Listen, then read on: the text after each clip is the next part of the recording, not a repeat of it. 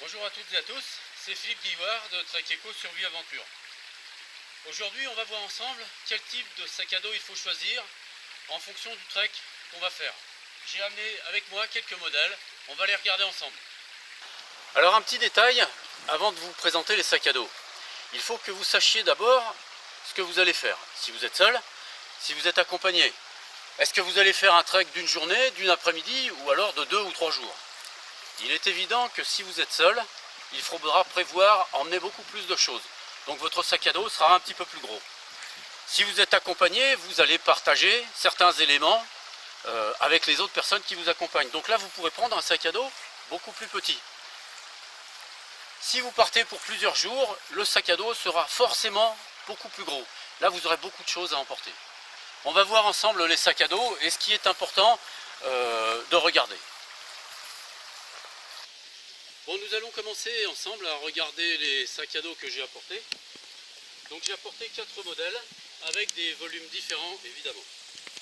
Je commence par le premier modèle, c'est un modèle qui fait une vingtaine de litres.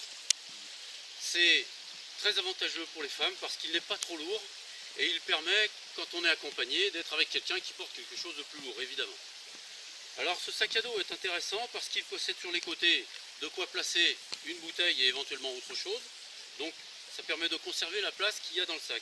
Et vous avez une poche ici pour mettre des petites choses que vous sortez peut-être plus rapidement. Et ensuite les 2 poches intérieures dans lesquelles vous pouvez mettre les vêtements et les choses qui vous importent. 20 litres, c'est suffisant pour faire une randonnée dans la journée, en partant le matin et en rentrant le soir. Pour un trek, si vous ne faites pas un trek trop difficile, ça sera suffisant. Mais il vous faudra éviter d'emmener trop de nourriture parce que ça prend de la place. Il faudra éviter d'emmener trop d'outillage.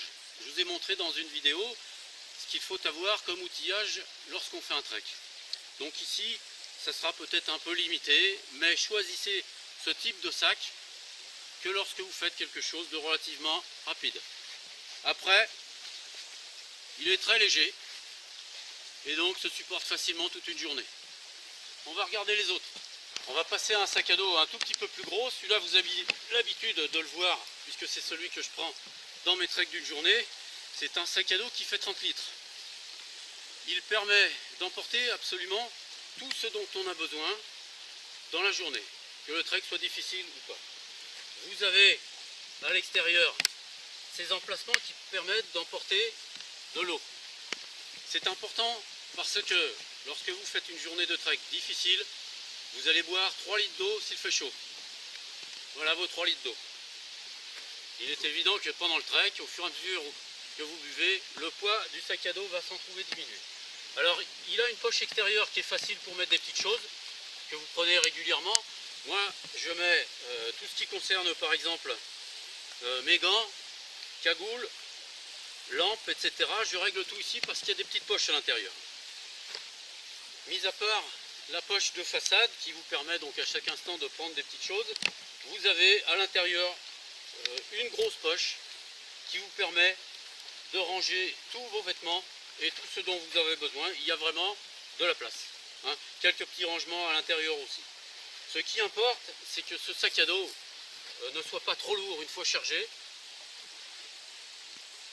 et qu'il soit agréable à porter, que ce soit pour un homme ou pour une femme. Il est vraiment très suffisant. Une petite chose que vous pouvez utiliser sur ces sacs à dos, et pensez-y, il faut qu'il y ait toujours des petites attaches un peu partout parce qu'il y a toujours des petites choses à accrocher en plus, hein. Si vous rajoutez votre sac de couchage, puis par exemple vous décidez de dormir quelque part, de faire un trek d'une journée et demie, vous pouvez emmener le sac à dos en plus. Par contre, ça prend un volume qui est beaucoup plus important évidemment, hein.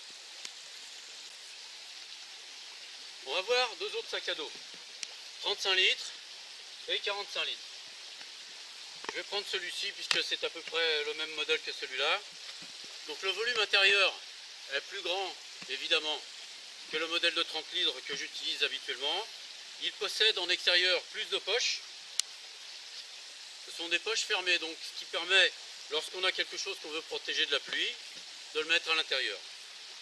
Par contre, vous n'avez pas de quoi mettre des petites choses dehors.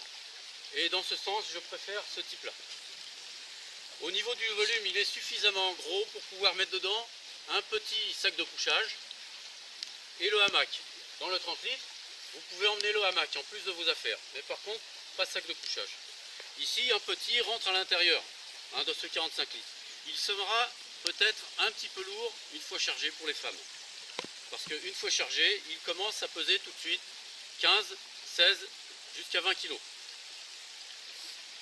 Donc, si vous partez une journée et plus, jusqu'à 2 journées, voici le genre de sac à dos que vous pouvez emporter avec vous, en sachant que dedans, vous pourrez mettre un petit sac de couchage. Vous avez suffisamment de volume et il vous faudra rajouter dans vos poches, et c'est ce qu'on fait habituellement, vous rajoutez dans vos poches, que ce soit veste, pantalon, le plus de choses possible, de telle sorte que ça fasse de la place à l'intérieur de ceci. Celui de 30 litres reste malgré tout, à mon avis, celui qui est le plus polyvalent.